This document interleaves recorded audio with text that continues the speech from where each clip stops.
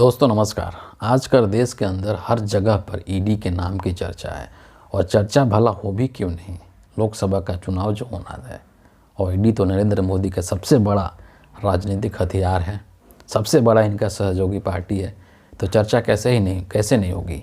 लेकिन अभी जो है ईडी को लेकर के एक ऐसा घटना हुआ है जो कि बहुत कुछ सोचने को मजबूर कर देता है।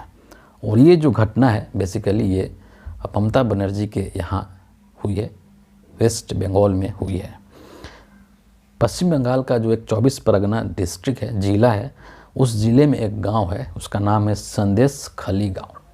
और वहाँ पर जो टीएमसी के एक नेता हैं एसके शाहजहां, और इनके ऊपर ईडी ने आरोप लगाया था। ईडी का इनके ऊपर मामला था राशन घोटाला को लेकर के। और उसी संदर्भ में ये जो ईडी के अधिकारी हैं, जो ऑफिसर्स हैं, वो वहाँ गए थे संदेश खली गांव में एसके शाहजहां से पूछताछ करने के लिए। लेकिन वहाँ पर हुआ ये कि उस गांव के जो करीबन 300, 400, 500 के आसपास जो लोग हैं वो इकट्ठा हो गए, भीड़ इकट्ठा हो गई और उन्होंने ईडी के अधिकारियों पर हमला कर दिया। और इतना बुरे तरीके से हमला कर दिया कि उनकी गाड़ियां भी तोड़ डाली, गाड़ी के शीशे विशे जितने थे सब तोड़ दिए। और जो ईडी के अधिकारी जो गए थे वहाँ पर, ऑफिसर्स जो गए थे पूछताछ करने के लिए, उनको भी दौड़ा दौड़ा करके मारा है। और इतना मारा है कि उन अधिकारियों के सर फट चुके हैं, उसमें टाँके लगाए गए हैं। और ये जो घटना है, हालांकि सोशल मीडिया पर इस चीज़ को लेकर के लोग तरह तरह की बातें कर रहे हैं कि बहुत अच्छा हुआ है, ये हुआ है, वो हुआ है। लेकिन अगर देखा जाए तो इस तरीके से जो ईडी के अधिकारी हैं वो एक सरकारी काम पर गए हैं, जाहिर सी बात है, और उन पर इस तरीके से हमला करना उचित नहीं है। लेकिन इससे भी जो बड़ा सवाल है कि आखिर ये सब चीज़ें क्यों हो रही हैं, है ना। और इस सब चीज़ के लिए मैं नहीं मानता कि ईडी के अधिकारी दोषी हैं, बिल्कुल भी वो दोषी नहीं है। क्योंकि वो अपना ड्यूटी कर रहे हैं, है ना। भारत सरकार सारा का सारा जो प्रॉब्लम है वो भारत सरकार में है, वो नरेंद्र मोदी में है कि नरेंद्र मोदी जो है इन ईडी के एजेंसियों को किस तरीके से अपनी उंगलियों पर नचा रहे हैं, जिसके वजह से कि ये सब चीज़ें हो रही हैं। उनको तो जो आदेश दिया जाता है वो बेचारे कर रहे हैं, नौकरी उनको करनी है ना, अपना परिवार है, परिवार पालना है, नौकरी करनी है, तो क्या करेंगे। सत्ता से, सरकार से टकराने की हिम्मत तो उसमें है नहीं इतनी। तो उनको जो आदेश दिया जाता है नरेंद्र मोदी के द्वारा, जो पीएमओ के द्वारा आदेश दिया जाता है, उस आदेश को बेचारे फॉलो करते हैं, उसका अनुसरण करते हैं। लेकिन जो पब्लिक है, जो भीड़ है, उसका गुस्सा इन्हीं पर निकलता है, उनके गुस्से का शिकार भी यही होते हैं। तो ये जो घटना इस तरह का हुआ है, अभी मैं आपको एक एग्जांपल बताता हूँ तमिलनाडु का। मतलब ये एग्जांपल इसलिए क्योंकि आपको पता चलेगा किस तरीके से नरेंद्र मोदी की जो सत्ता है, नरेंद्र मोदी जो है वो ईडी को इतना गिरा चुके हैं, इसकी गरिमा को, इसकी मर्यादा को, कि अब इसको लोग कुछ समझते ही नहीं हैं।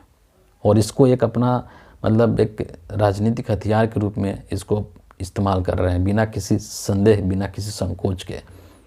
तमिलनाडु के अंदर एक घटना अभी निकल कर के आया कि तमिलनाडु का जो सलेम डिस्ट्रिक्ट है वहाँ पर 2 किसान हैं, दलित किसान हैं, बहुत बुजुर्ग हैं, 60, 70, 80 साल की उम्र है, खेती बाड़ी नहीं कर सकते बेचारे, है ना, पेंशन पे आश्रित रहते हैं, उनकी कुछ ज़मीनें हैं।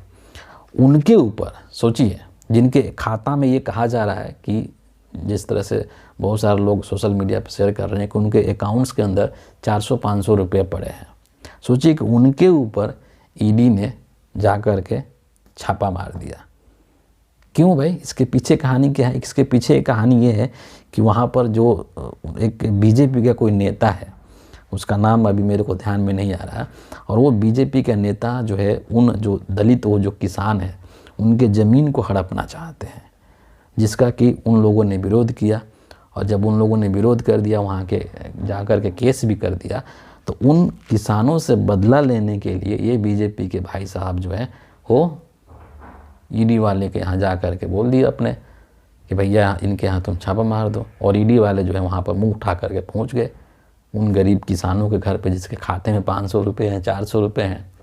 आप सोचिए कि कितना ये हास्यास्पद है, कितना ये रिडिकुलस है और कितना गिर चुका है ईडी का जो एक दर्जा हुआ करता था। और उसके लिए कौन जिम्मेदार है? उसके लिए सिर्फ और सिर्फ नरेंद्र मोदी जिम्मेदार है। एक समय होता था कि देश के अंदर जो इस तरह के संवैधानिक जो पद हैं या जो लोकतांत्रिक जो संस्थाएं हैं या फिर जो स्वायत्त संस्थाएं हैं, चाहे वो ईडी हो, चुनाव आयोग हो या फिर लोकसभा के अध्यक्ष हों, राष्ट्रपति हों, उपराष्ट्रपति हों, इस तरह के जो पद पर जो बैठे हुए लोग होते थे उनको भारत का हर नागरिक सम्मान की नज़र से देखता था, एक इज्जत की दृष्टि से देखता था। लेकिन आज के समय में नरेंद्र मोदी ने न सिर्फ अपने प्रधानमंत्री की कुर्सी की गरिमा और मर्यादा को तार तार किया है, बल्कि देश के अंदर तमाम जितने भी लोकतांत्रिक संस्थाएं हैं, चाहे ऑटोनॉमस संस्थाएं हैं, चाहे संवैधानिक संस्थाएं हैं, उन सबके मान सम्मान मर्यादा में बट्टा लगा दिया है। और उसी का एक नमूना यहाँ पर देखने को मिला पश्चिम बंगाल के अंदर, जब ईडी के उन अधिकारियों के ऊपर गांव के लोगों ने हमला कर दिया, उनको दौड़ा दौड़ा करके पीटा है। तो इन सब चीज़ के लिए ईडी जिम्मेदार नहीं है। बेचारे वो तो नौकरी कर रहे हैं, वो सरकार के साथ वो सरकार की बातों का अवहेलना नहीं कर सकते, उनको जो आदेश दिया जाता है उस आदेश का पालन करते हैं। लेकिन अब ये इस देश की जो लोग हैं, इस देश की जो जनता है, वो ये समझ चुकी है नरेंद्र मोदी के चाल को कि ये किस तरीके से ईडी का दुरुपयोग करते हैं, ईडी का मिसयूज करते हैं अपने राजनीतिक हित को साधने के लिए। और इसीलिए कहीं ना कहीं लोगों का गुस्सा इन अधिकारियों के ऊपर फूट रहा है, जबकि इसके असली दोषी नरेंद्र मोदी हैं।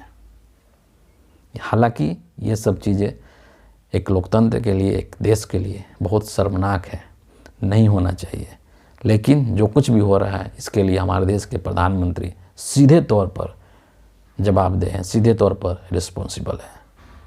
फिलहाल इस वीडियो के लिए इतना ही है। आप सभी का बहुत बहुत धन्यवाद।